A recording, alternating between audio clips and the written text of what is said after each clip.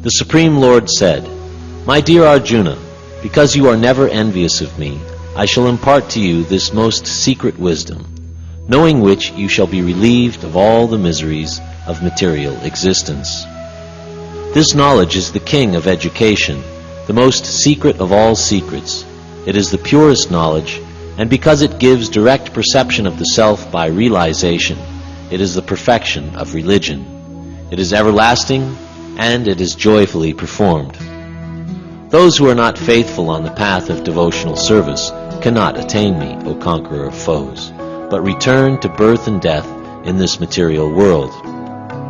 By me in my unmanifested form, this entire universe is pervaded.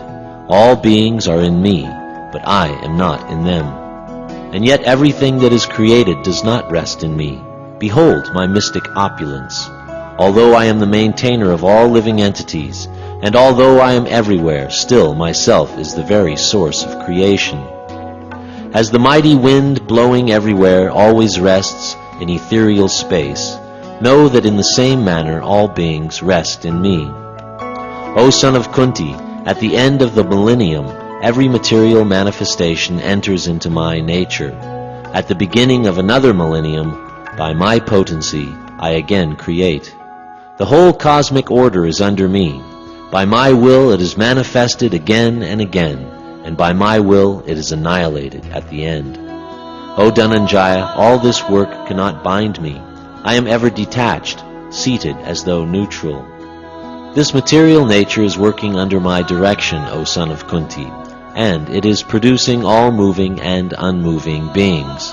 By its rule, this manifestation is created and annihilated again and again. Fools deride me when I descend in the human form. They do not know my transcendental nature and my supreme dominion over all that be. Those who are thus bewildered are attracted by demoniac and atheistic views.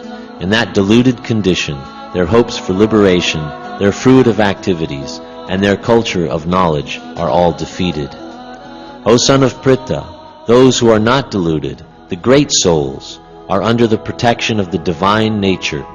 They are fully engaged in devotional service because they know me as the Supreme Personality of Godhead, original and inexhaustible. Always chanting my glories, endeavoring with great determination, bowing down before me, these great souls perpetually worship me with devotion.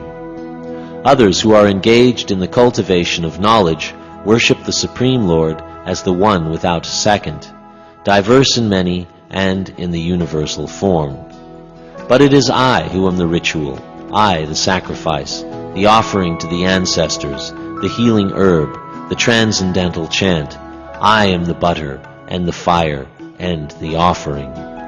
I am the father of this universe, the mother, the support, and the grandsire. I am the object of knowledge, the purifier and the syllable Om. I am also the Rig, the Sama, and the Yajur Vedas. I am the goal, the sustainer, the master, the witness, the abode, the refuge, and the most dear friend. I am the creation and the annihilation, the basis of everything, the resting place, and the eternal seed. O Arjuna, I control heat, the rain, and the drought. I am immortality, and I am also death personified. Both being and non-being are in me. Those who study the Vedas and drink the Soma juice, seeking the heavenly planets, worship me indirectly.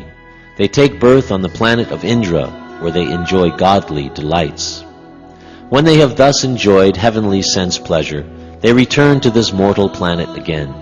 Thus, through the Vedic principles, they achieve only flickering happiness. But those who worship me with devotion, meditating on my transcendental form, to them I carry what they lack and preserve what they have. Whatever a man may sacrifice to other gods, O son of Kunti, is really meant for me alone, but it is offered without true understanding. I am the only enjoyer and the only object of sacrifice. Those who do not recognize my true transcendental nature fall down. Those who worship the demigods will take birth among the demigods. Those who worship ghosts and spirits will take birth among such beings. Those who worship the ancestors go to the ancestors, and those who worship me will live with me. If one offers me with love and devotion a leaf, a flower, fruit, or water, I will accept it. O son of Kunti, all that you do, all that you eat, all that you offer and give away, as well as all austerities that you may perform, should be done as an offering unto me. In this way you will be freed from all reactions to good and evil deeds, and by this principle of renunciation you will be liberated and come to me. I envy no one, nor am I partial to anyone. I am equal to all, but whoever renders service unto me in devotion is a friend, is in me, and I am also a friend to him. Even if one commits the most abominable actions, if he is engaged in devotional service, he is to be considered saintly because he is properly situated. He quickly becomes righteous and attains lasting peace. O son of Kunti, declare it boldly that my devotee never perishes. O son of Pritha, those who take shelter in me, though they be of lower birth, women, Vaishyas, merchants, as well as Sudras, workers, can approach the supreme destination. How much greater then are the Brahmanas, the righteous, the devotees and saintly kings, who in this temporary miserable world engage in loving service unto me. Engage your mind always in thinking of me, offer obeisances and worship me. Being completely absorbed in me, surely you will come to me.